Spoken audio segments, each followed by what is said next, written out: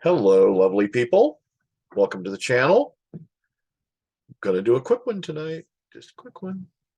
Um, First update on Golgotha 5. It is coming along. I am working on it as much as I get an opportunity to this month.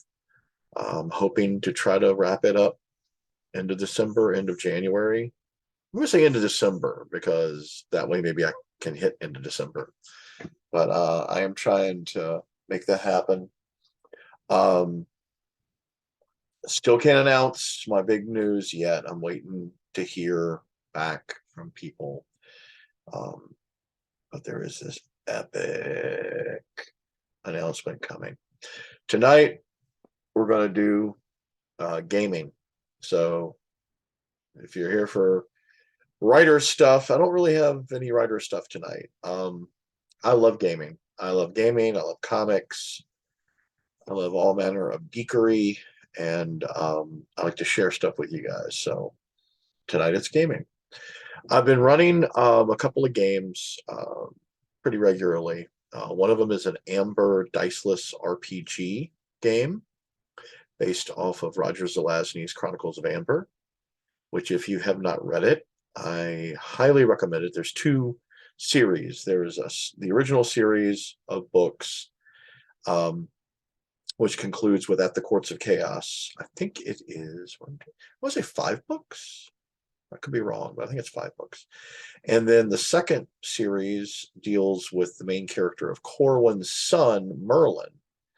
That came out in the 1980s.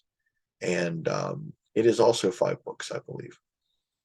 There's also a prequel series that was written after Zelazny's death, which I, I, I didn't really care for myself personally.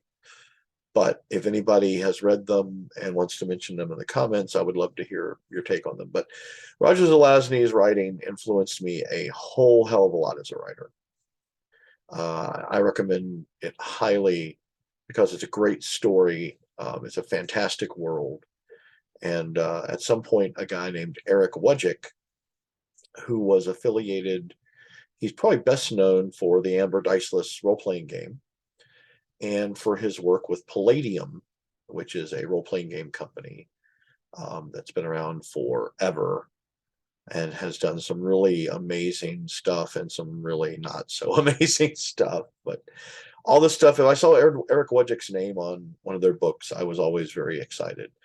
He did a book called Ninjas and Super Spies, which was amazing. It was a really fun, cool book, and just a good reference, even if you didn't use it with the Palladium system.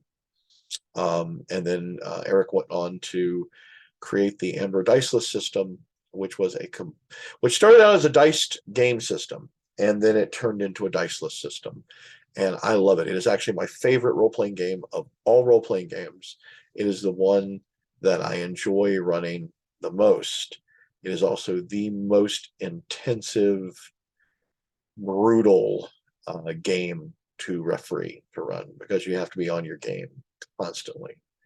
You are pretty much the arbitrator of the rules and the storyteller, and so much of what you do in place of dice involves storytelling and giving your players cues through the storytelling to tell them whether they're on the right track, to tell them if what they're attempting to do is going to work or not. It is so rewarding, though. It is amazing, and it's one of the most role-playing intense games. It's as role-playing intense as a lot of LARPs can be. It actually has some stuff in common with LARP, but it doesn't have to. It is a set-down pen and paper RPG, but it has a lot of LARP components to it, and it just lets your imagination go wild. Reason I'm bringing that up is, like I said, I've run several Amber campaigns over the years, and I'm running one right now that's been going since I think 2019, since pre-pandemic. And what we do is we get together every so often and do a weekend. We did one in early November, and we're probably going to do another one in February. And the story just continues on from session to session. We also have like this really cool Obsidian Portal site that one of my players and a very dear friend of mine, Ryan, set up for us, which has all the lore and characters, and it has a whole wiki. It has a lot of cool stuff. So that was my phone, by the way. I forgot to turn it off. So the Amber Diceless RPG is one of the games that I run. And just recently I picked up, I heard about this for a long time from quite a few of my players and other folks. And I had never had an opportunity to get this because since I'm a writer, I'm usually broke. So I have to kind of, hunt around for when I can find stuff cheap or luck into something like when I get paid for royalties or something like that. I might have enough to grab a book here or there, but it's kind of like a thought out thing. It's not just like I can't just impulse buy whatever. But Amber is one of those games that I really love and enjoy. And there is basically the core rule book. There's a second book called Shadow Knight, which deals more with the second series of books, the ones that came out later. The second adventure, basically the second series in the same world that it revolved around the character from the first series of books. The main character in that is Corwin. He's our narrator in the first books, and his son Merlin is our narrator in the second series. So the second book in the RPG is called Shadow Knight, and it has to do mostly with Merlin's stories and adventures. There was a third book that was planned to deal with an undersea kingdom called Remba, which is prominent in the series and in the world. Great world building, by the way, if you want a good example of world building and great characters, fantastic dialogue. I highly recommend the Chronicles of Amber. Both set up some books. But there was a fellow named Jason Durrell, I had to check his name here, who was commissioned to write the Remba source book. And unfortunately, Phage Press, the company that did the Amber Diceless game, they also did a new kind of zine called Amber Zine. That is fairly hard. You can track them down online, but it's more stuff from the Amber universe with an eye towards the role playing game. But it also has like some short stories in there from Zelazny and that you can't find. Well, actually, Warren Lapine recently put out a book called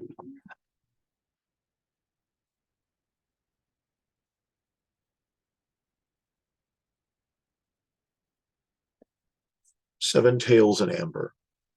And this is from Warren's Press, which is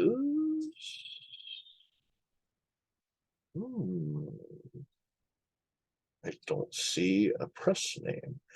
But if you look up this Seven Tales in Amber, which I hope looks the right way in the final video, it's not all reversed. These are short stories collected that all have to do with the Amber universe. There's some beautiful stories in here. And there are a couple that have only appeared before in Amberzine that you can find now. So anyways, third book in the role-playing series was called Remba. It never saw the light of day. The company folded. Eric Wojcik passed away, unfortunately. And it really was a tragedy on so many different levels, because I understand he was a very nice man. Never got a chance to meet him. There were Amber Cons. They actually still exist. Amber Cons happen, and they're weekend-long gaming conventions focused on the Chronicles of Amber and the Amber Diceless RPG. So anyways, this fella, Jason Durrell, was the guy commissioned to write the third Remba, to write the third Amber game book called Remba.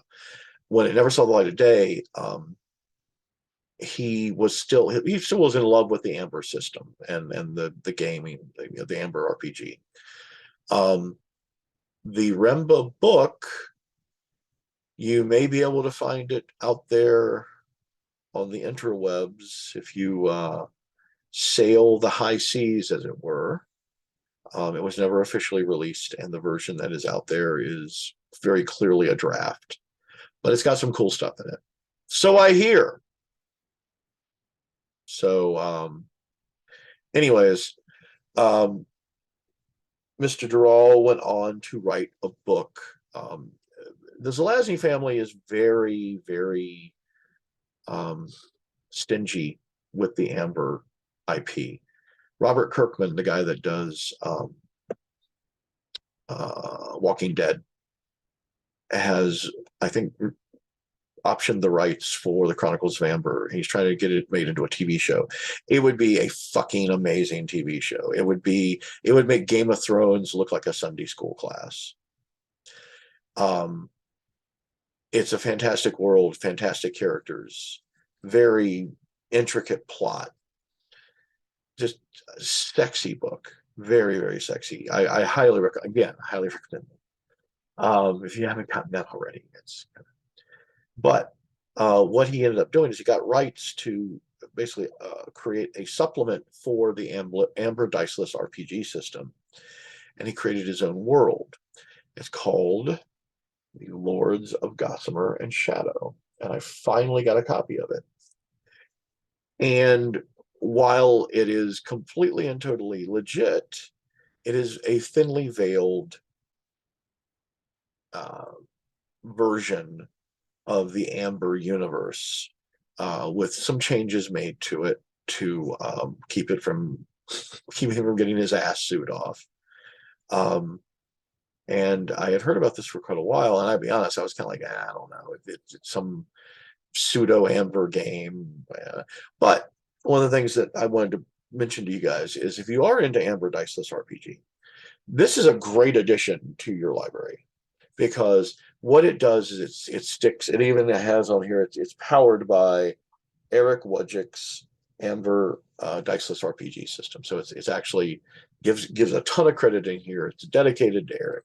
It is very much clear that it was kind of something that he lovingly, did. It was active love for him, and it's a cool game. And it's a cool universe. And it's got one of the things I really like in here is it also takes a lot of the Amber rules, which by this time, if Eric Wojcik had lived, I'm sure there would be a second or third edition revision of the rules, just because there's some stuff in there that's a little vague, and a lot of the stuff is really left up to the referee's interpretation, which I like. I actually prefer RPGs like that, which we'll be getting to that with my second thing I wanted to show you tonight.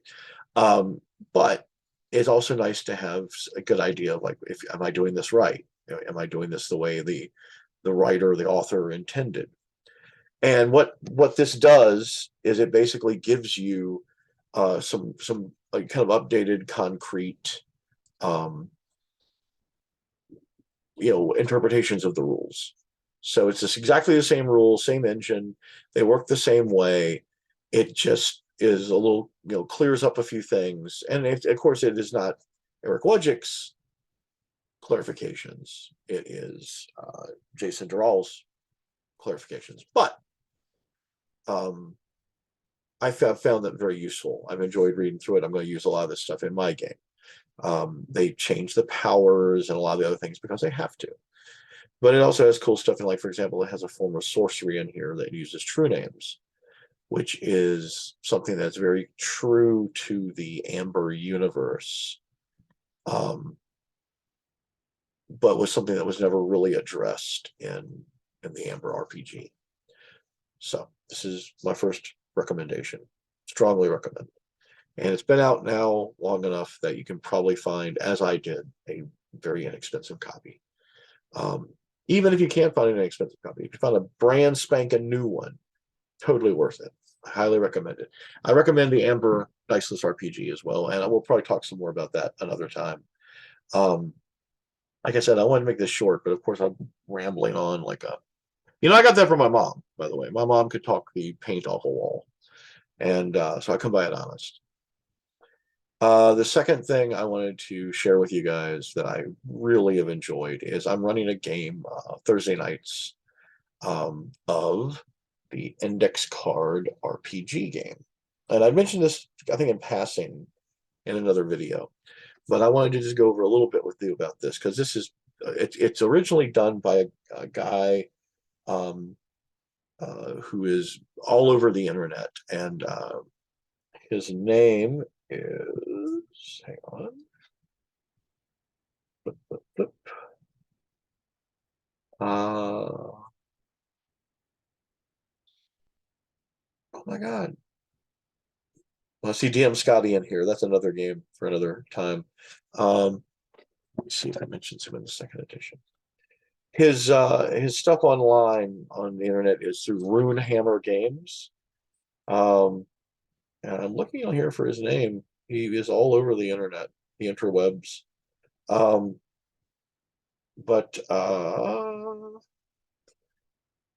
Runehammer Games, that's who puts it out. Or at least they had put it out. This is a second edition copy that Runehammer put out. And within the last year, a company called, let me get this right. Is it Modiphius? I want to make sure I pronounce it right. Modiphius is right here. Modiphius. Modiphius put out a nice master edition in concert with Runehammer. Index Card RPG. I'm getting ready to start up doing some gaming on my Patreon again, and I'm going to use Index Card for the engine, for the system, for whatever we end up doing. It is simple. I did a game at a gaming convention. I was a guest of honor at a gaming con called Crash City Con here in Roanoke.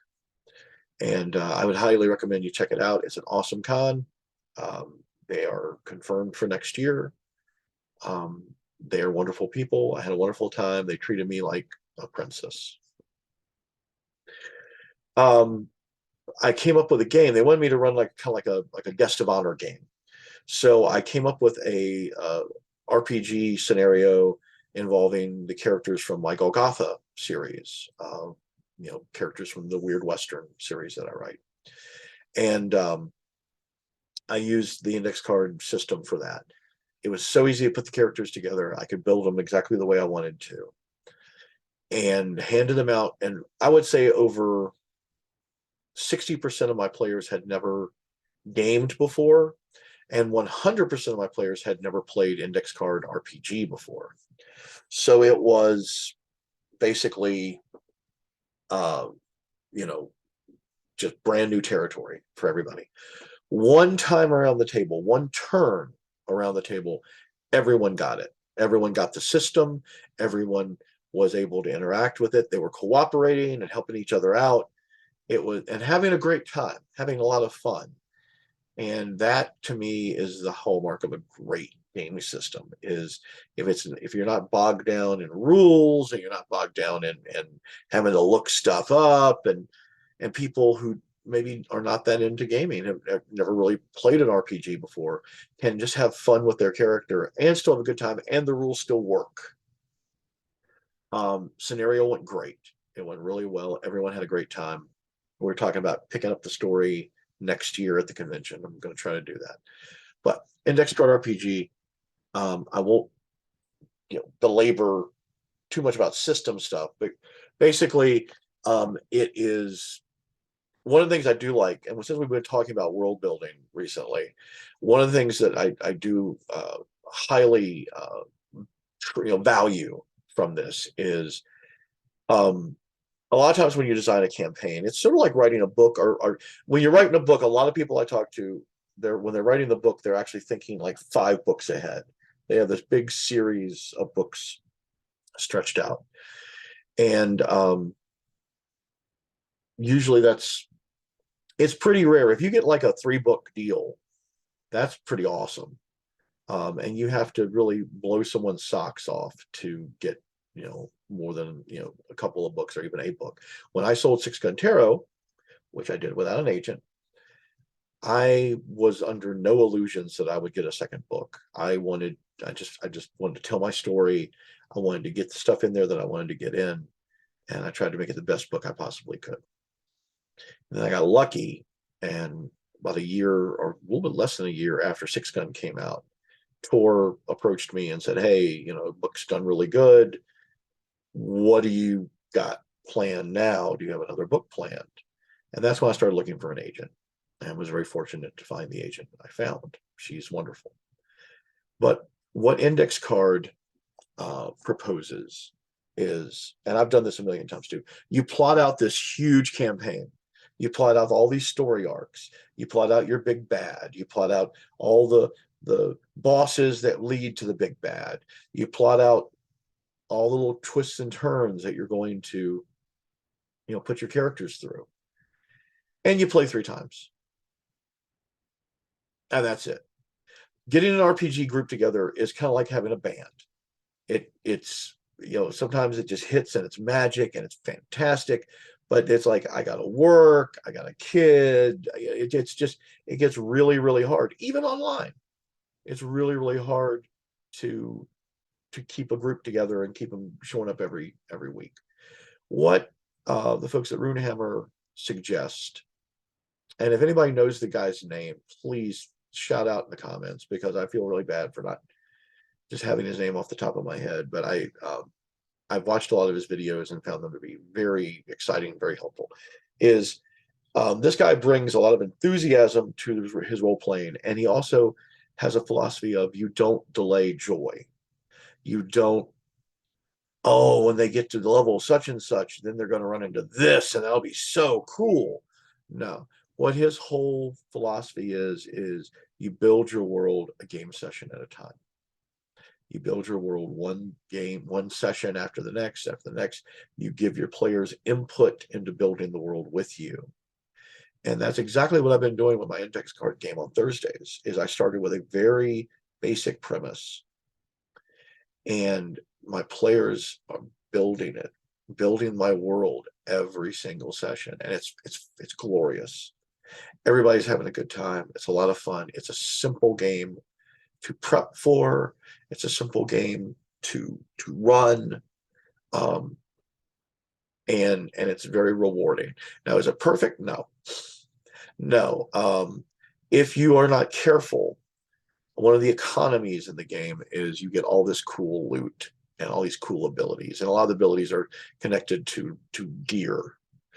So it is sort of baked into the game that you're going to wreck your character's gear, steal it, wreck it. There are monsters and things that just do that automatically, so they don't get too OP. Even with that, even the criticisms I have of it are, it's like playing a role-playing game, like playing D&D back when you were in high school, and your referee had all these amazing batshit crazy ideas. There were no rules, there's nothing to no underpinning to them. There's just imagination. There's a shit ton of imagination in an index card RPG, and it's so much fun. It's so refreshing, and it is very much a DIY for the game master. You add in stuff as you want to, you take stuff out as you want to. If there's a rules question, probably 8 times out of 10, you're going to have to arbitrate. You're going to have to make a decision for your game. What are your table rules?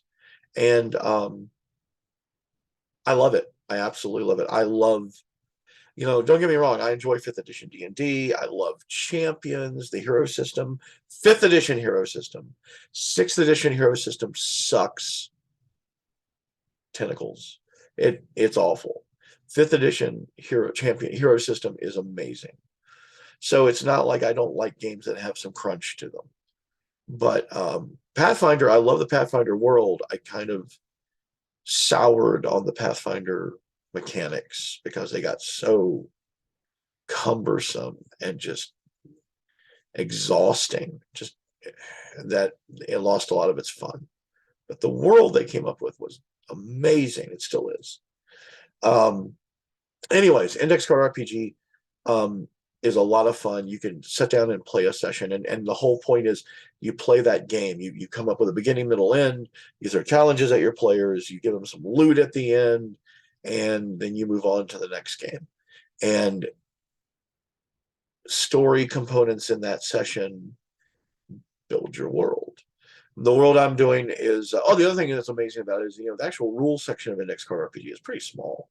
It's a tiny little bit of the book, but then what they have is they have like 5 or 6 different campaign worlds completely fleshed out for you. um, Alfheim, which is the fantasy, Warp Shell, which is the one I'm running, which is space opera. And I'm kind of throwing in some Doctor Who. So mine is kind of like, what if Jack Kirby drew and wrote Doctor Who? So it's batshit crazy, and it's really fun. They have a weird Western setting in there called, I think it's called Ghost Mountain, which is pretty good. And actually was very helpful when I was trying to build the scenario for my Golgotha stuff. Um, they have a superhero section there called Vigilante City, which I believe was a separate game at one point, and I guess these guys either wrote that game as well or bought it, bought the IP. But so you have rules for supers in the same game system, and they're batshit crazy rules for supers. You have kind of a Clan of the Cave Bear called Relic Hunters. It's basically your like prehistoric tribe trying to survive an ice age, and you have this kind of like pseudo mystical kind of stuff. It doesn't really have magic, but it has sort of like magical realism sort of to it. They're all fascinating, and they're all interconnected.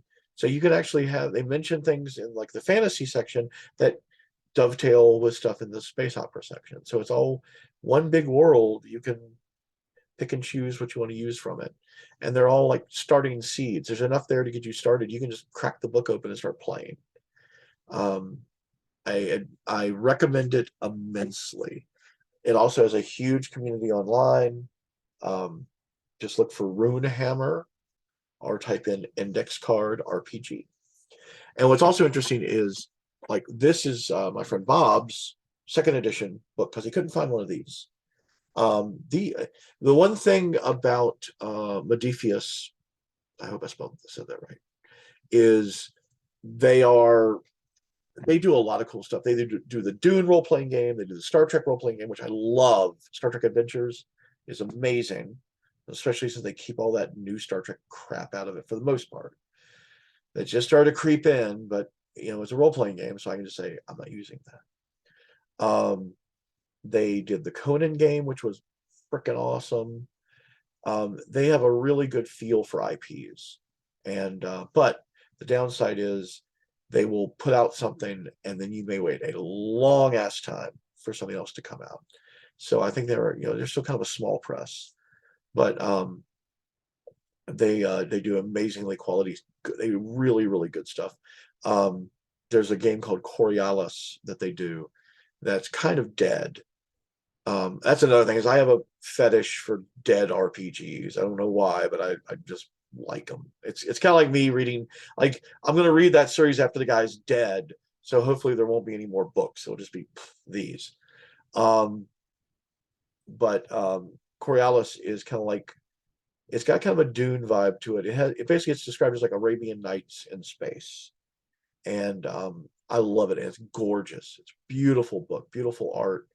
And it has a really neat premise, and it has some really cool mechanics in it, and just a cool world, very cool world building. So I recommend you check out all of Modiphius's stuff because they have a lot of cool stuff, and there's a lot of love and care in their products. You can see that.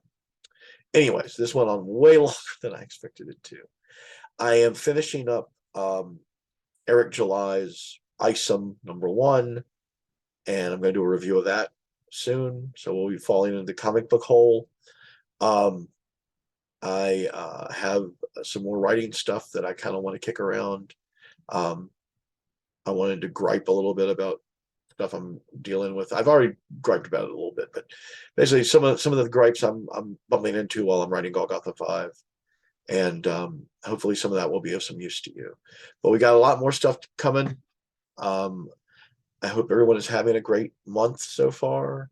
And I look forward to seeing you guys on the next video. If you could, please take a look at my Patreon and see if you would like to support me. We're going to be doing some gaming. So if you want to jump online and have me as your game master, go check it out. There's a couple of different options, and they are affordable. And you're helping out the old man. So thanks. Um, Also, if you like this, like my videos, please sign up, subscribe to the channel, click the little notification bell if you are of a mind to, um, and share the videos if any of these are something you think your friends would like, or maybe would annoy them, and you might like trolling them by making them listen to me. You never know. All right, everybody, have a great night. If it's night where you are, and have a fantastic December. I will be back with you soon with another video. Take care.